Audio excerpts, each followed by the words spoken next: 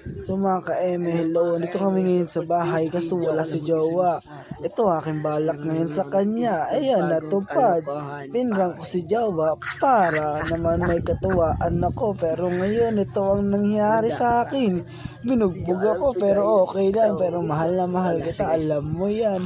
So guys, ayan, wala si Jowa. Kahit saan kita tingin, wala si Jowa.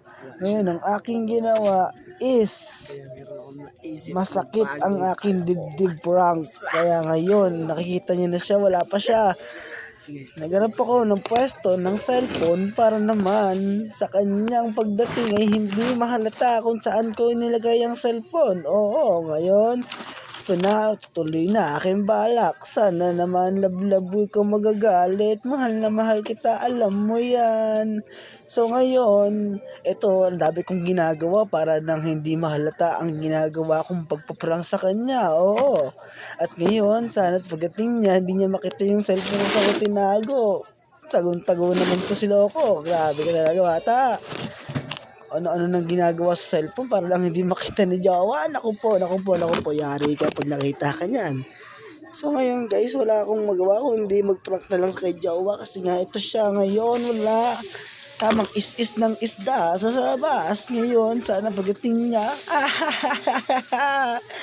pasensya ka na Jowa, napagtripan lang kita. Ngayon, ito na, mag-iisip lover, may sakit prank ka, di ba? Pasensya ka na Jowa, napagtripan ka lang. So ngayon mag-aantay tayo guys, tutulog-tulugan tayo para yung Jowa, ituloy na natin ang prank. Kasi wala pa siya.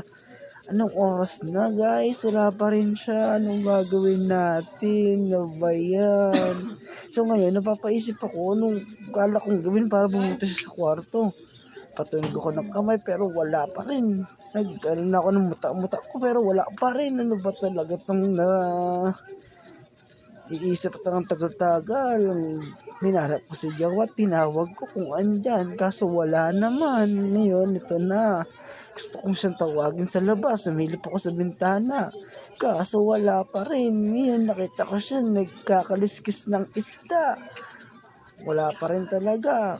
Wait lang guys ha. Tagal-tagal na. Kaya ko pa siya hinahintay. Kaso wala talaga. Ano ba yan ere? So guys, pasensya na kayo sa akin prank. Gusto ko lang maging masaya at maging masaya kay Jowa. Pasensya na. Ang tagal pa rin niya. So, anong gagawin natin? Gusto ko naman na dumating siya para yan na, guys. Kapanggap na akong may sakit at tawagin ko na siya. Love, love.